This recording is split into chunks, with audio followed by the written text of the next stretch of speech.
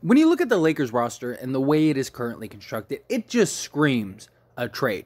And we know that the Lakers have been actively trying to work out some sort of deal. Now, the Lakers aren't going to do a deal just to do a deal, right? No trade is better than a bad trade in this situation. And the Lakers know that if they're not going to find a deal that is going to make them marginally better, why do a deal at all?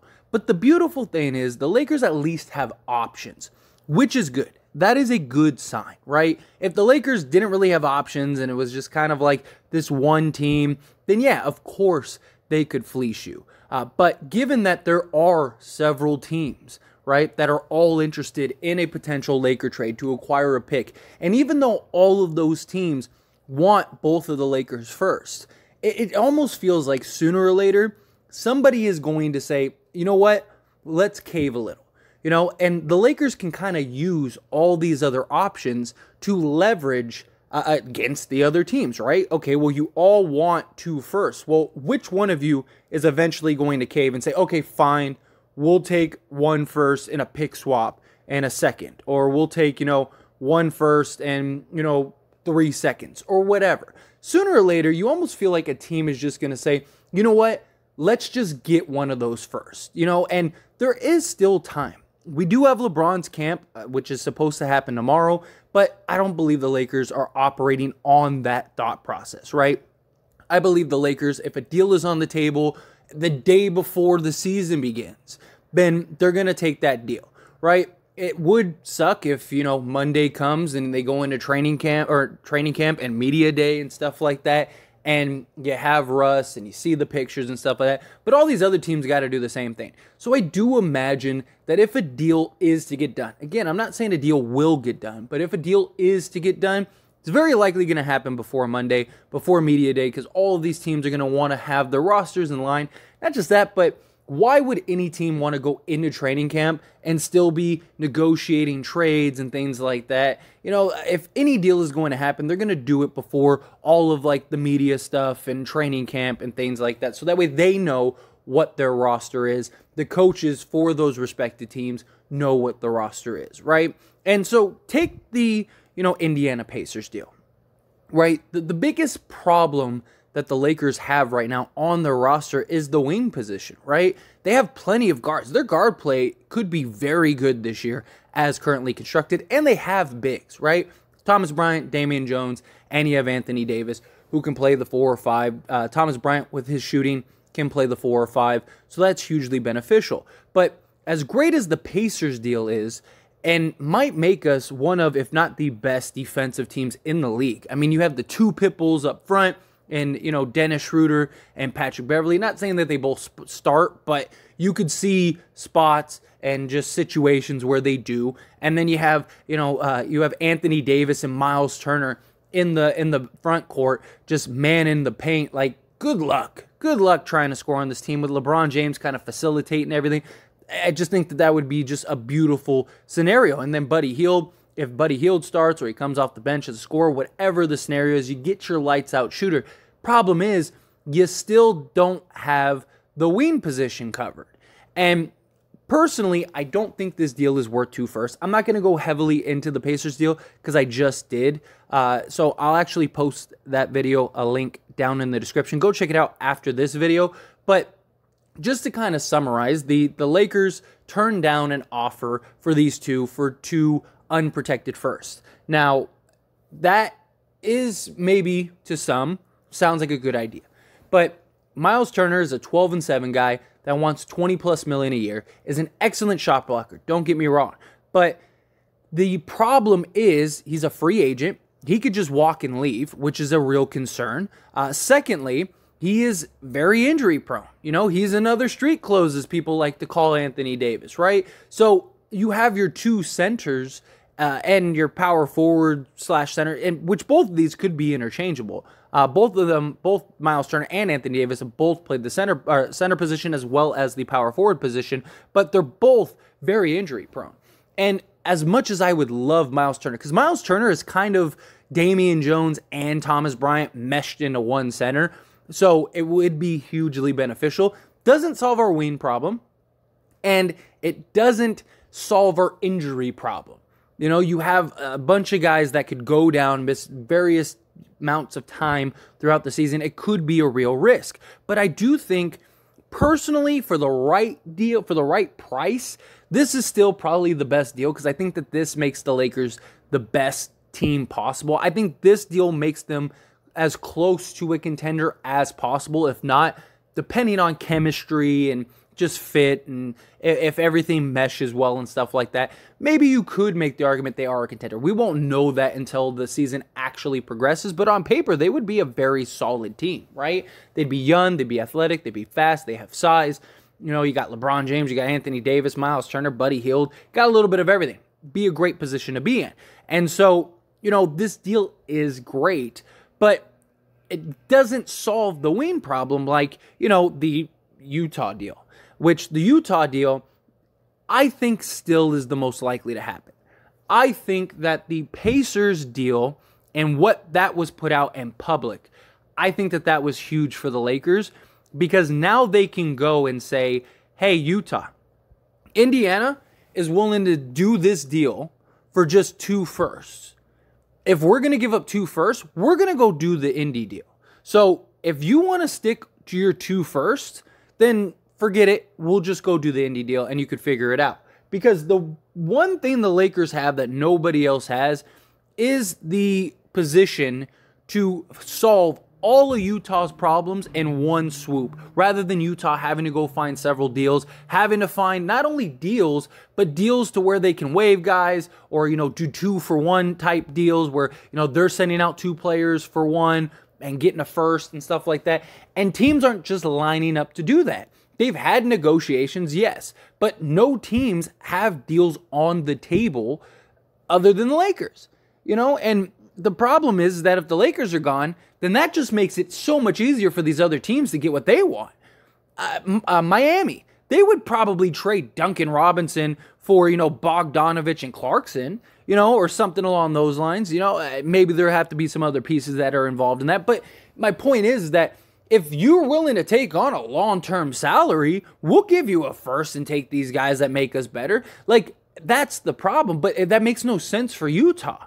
In that scenario, you might as well just take 1 first and go get, you know, Russell Westbrook, because at least you're not taking on long-term salary. Any team that is going to acquire these pieces are going to require the Utah Jazz to take on long-term salary. And that's the difference. That's the point. And this deal at least solves the wing issue. You get Bogdanovich, who can play the 3 and the 4. You get Beasley, who can play the 2 and the 3. And you get like a more traditional shooting guard, right? You get a guy that can kind of just plug in, be your starter. Clarkson, I think the Lakers could run. I would personally try to see if they could flip Clarkson to another team. That's just kind of my thought, you know, because if all these teams supposedly want Clarkson and Bogdanovich and stuff like that, but they don't want to meet Utah's asking price, well, if you're the Lakers, you don't want a first. You want, you know, you want a piece that can help you now. So if a team is willing to give you, you know, say a salary player or something, then yeah, why not do that? I'm just throwing this out there. I'm not saying that this would happen, whether the Lakers should, but like, say Jay Crowder.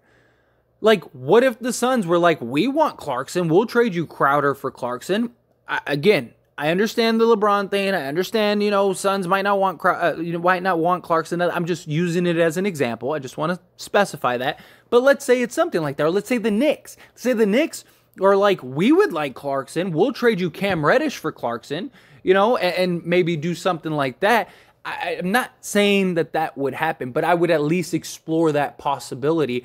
If I'm the Lakers, you get your wing depth, and then if you could get a Jay Crowder or a Cam Reddish, or, you know, maybe a Kelly Oubre, something like that, get the Hornets involved. Maybe the Hornets would want a Jordan Clarkson, and now you got your wing depth covered. Because as much as I like the Pacers deal, I don't think it's a necessity.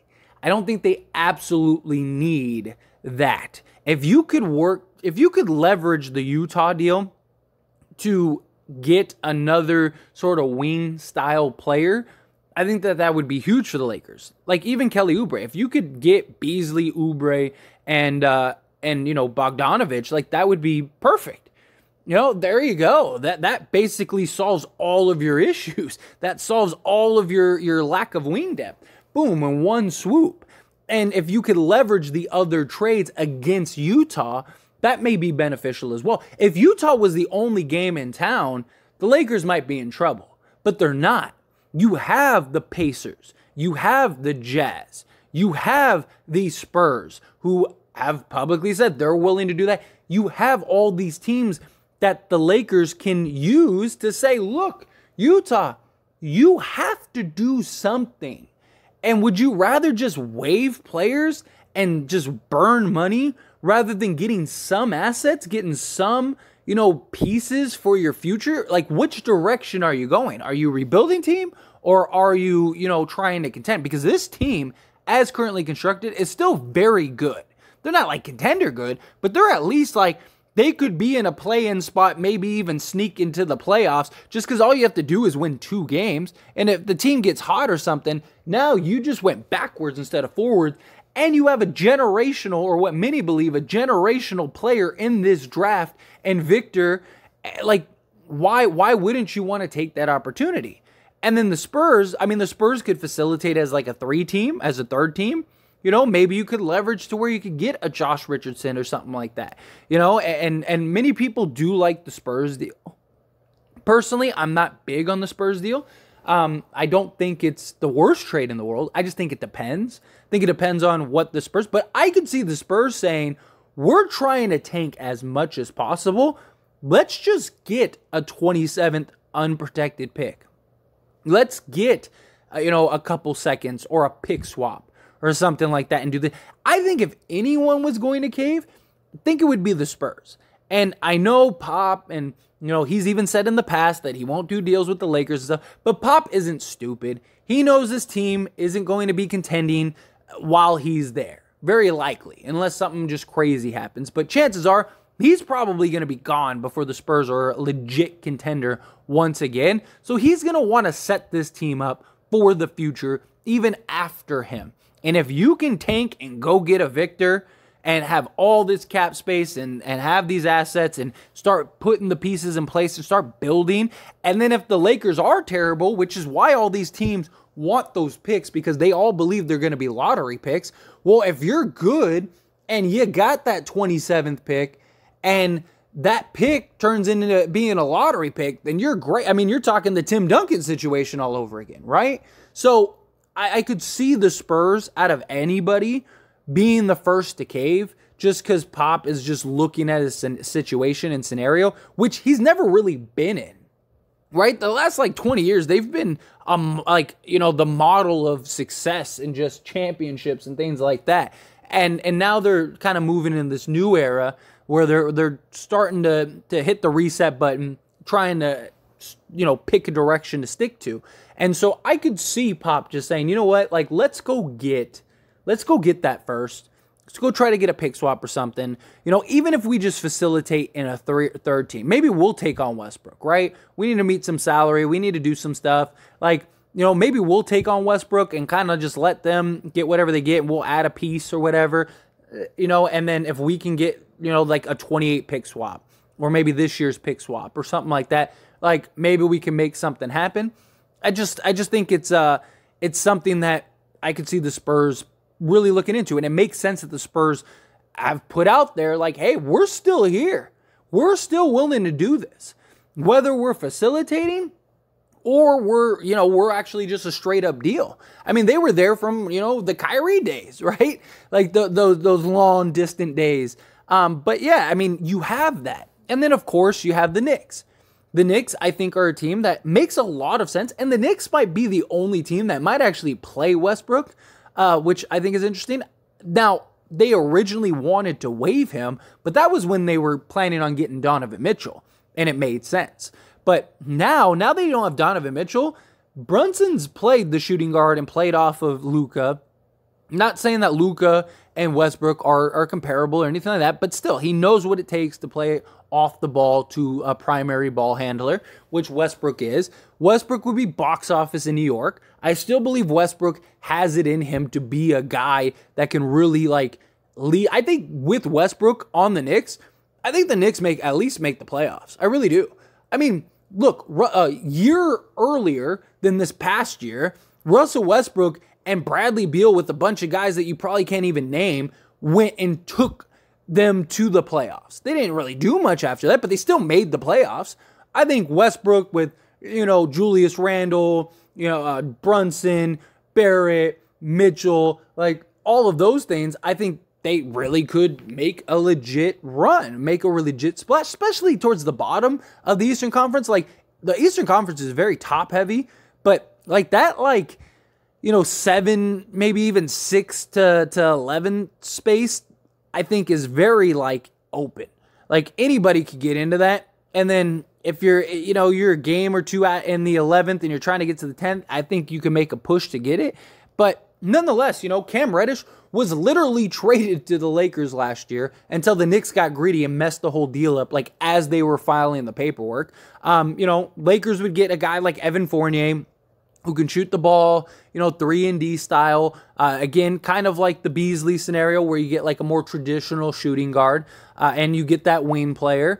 I don't think that this is a terrible deal, but would the Knicks cave? The Knicks, I think, are another team that would. I really do, because they want to clear cap space. Not only do they want to clear cap space, but they want to free up spots for their young guys. I mean, and this trade is actually pretty fair even without a pick. So if you're the Knicks, you might look at it and just be like, look, let's say we throw in Rose, we move off of Rose, which we've been trying to trade and it's not working. So we move off of Rose, we move off of Fournier's money. Cam Reddish, Tibbs doesn't even want and is not going to play. So that doesn't matter. And, maybe we could get a pick swap or a couple seconds, or a pick swap and a couple seconds, or maybe something, anything.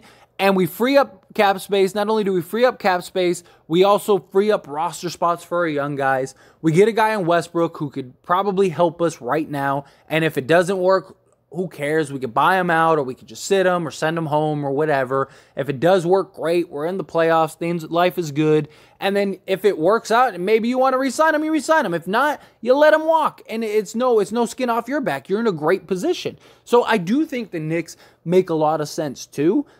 I just think the overall package, as high as I am on Reddish, I would like a more veteran style small forward. I would like a guy with size that has been there, has been in the trenches, that knows what it takes to guard a Kawhi or a Paul George or, an Andrew Wiggins, stuff like that. Like guys that we're going to meet in the playoffs that you're going to need to have that experience of I know how to handle this guy. Like I'm not going to be able to stop him, but I can at least slow him down. That's what we need. And I am really high on Reddish. Again, a guy that can play the 3, he can play the 4. He's got versatility. Fournier would be great. Derrick Rose. I think he'd kind of be redundant on this Lakers team, but if you don't have to give up a first or something like that, then maybe it makes sense. I just think it depends on what the Knicks would want. But it becomes which team is willing to cave. Which team is going to say, you know what, let's just get an asset. Let's just get something. What position are we in right now? We're not a contender, right? Even in the Knicks scenario, we're not a contender, we're not tanking, we're kind of in the middle of the pack. Let's let the young guys get some burn and try to make a run for at least a playoff spot. In worst case, we get a bunch of guys that get some play time and experience and stuff. I just think when you look at all 4 of these deals, and look, there might be other deals in the works, like the Hornets, stuff like that. There may very well be other deals that the Lakers have talked about. And there might even be a team that we haven't even heard of or thought of that would be in the mix of this. I wouldn't be shocked if a team came out of left field and just swooped in on this deal and was like, hey, we'll take a 27th unprotected first for these guys. I wouldn't be shocked at all. There's other teams that have been mentioned like Detroit and stuff, but I don't think that's real. I don't think the Lakers would even entertain those deals. I think it's basically these 4 teams, if I had to guess. And I think, the Utah Jazz deal is the most likely. I think that one is the one that does get done, if a deal was to get done. But if the Pacers will drop it to a first and maybe a pick swap, or a first in a couple seconds, I think the Lakers would pull the trigger immediately. I think they would take that deal. And I wouldn't mind them taking that deal. I just think for both firsts, it just doesn't make sense. There's too many risks if you were to do that I don't think it would be beneficial. But anyway, as always, this is a discussion, so I want to hear from you. Let me know your thoughts and opinions down in the comment section below. What do you think of the Lakers' options? Where do you rank these potential trade partners? You know, do you rank the Hield trade, Miles Turner, Buddy Hield, the Jazz? Like, personally, I think, let's say it's all even. Let's say we have to give 2 first-round picks, right? Just to keep it fair, just to keep it simple, right? I would say the Hield trade and the Miles Turner. So Pacers deal, then the Jazz deal, then the Knicks deal, and then the Spurs deal. Me personally. But I'd love to hear what you think. And I do imagine the Lakers are gathering information and using that as leverage against other teams, right? You know what the Spurs want? Well, at least kind of. You know that they at least want a first, but I imagine they probably, all 4 teams probably want both firsts. So you kind of just go and just say to each team, well, I like this deal better. I like this deal better. You go to the Pacers and you say, well, I like the Jazz deal better. So if I'm going to do both picks, I'm going to do it to the Jazz.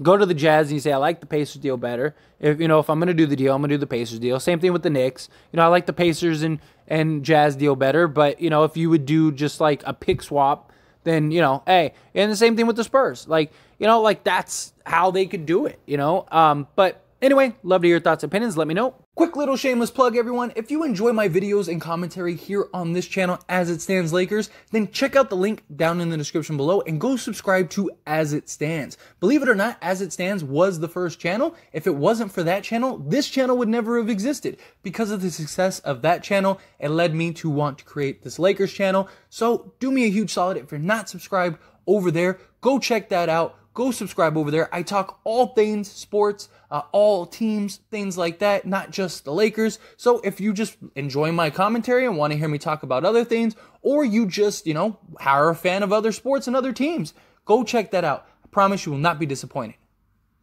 That being said, hit that like button. Helps me out a lot. Lets me know you enjoy these types of videos, and I truly appreciate it. If you're not subscribed to the channel, hit that subscribe button, followed by the bell notification. Stay up to date with all things sports. Join this wonderful community and all of our discussions. I'll see you all in the next one. Thank you.